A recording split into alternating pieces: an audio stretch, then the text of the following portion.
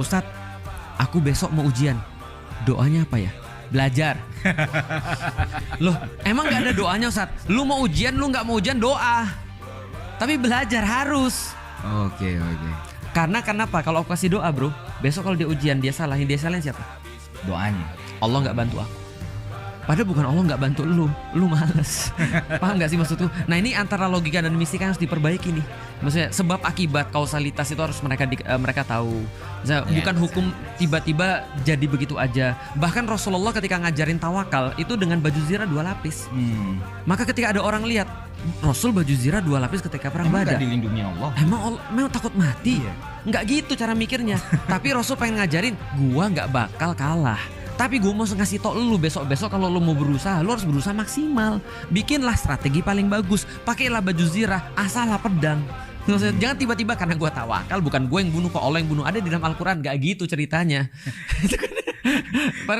Betapa Al-Quran bisa dijadiin dalil yang salah kan? Iya, dan akhirnya digunakan oleh orang yang salah juga untuk kepentingan yang salah juga. Gitu. Benar. Nah, bagaimana dengan kalimat dengan izin Allah tadi Tas yang seringkali dijadikan pembenaran atas semua hal-hal seperti ini gitu. Bahwasanya tidak ada segala sesuatu yang terjadi kecuali hanya karena Allah yang mengizinkan. Artinya semua itu adalah Allah. Itu tawakal kepada Allah. Ya itu yang pertama. Yang kedua yang aku pahami bahwasanya kecuali kemudian atas izin daripada Allah, artinya kalau kita dekat sama Allah itu nggak akan terjadi.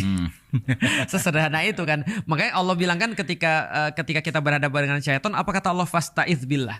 Maka ayo mundur dan kembalilah kepada Allah. Karena kalau kalian kembali kepada Allah, tidak ada yang bisa kemudian untuk menyakiti kalian. Itu maksudnya atas izin Allah.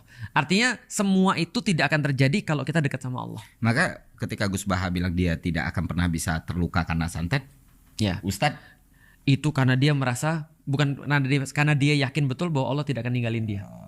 Itu bagiku ya, itu prasangka yang sangat baik. Dan diserang loh Ustaz. Iya betul.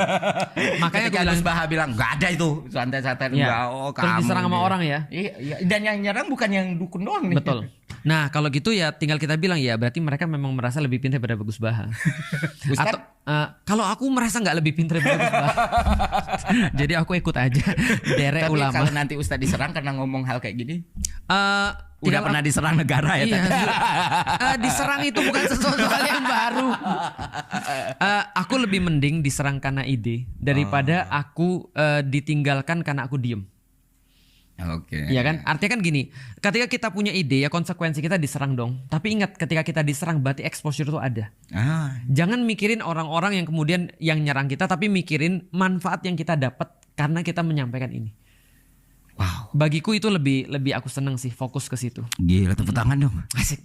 Pantas jadi ustadz.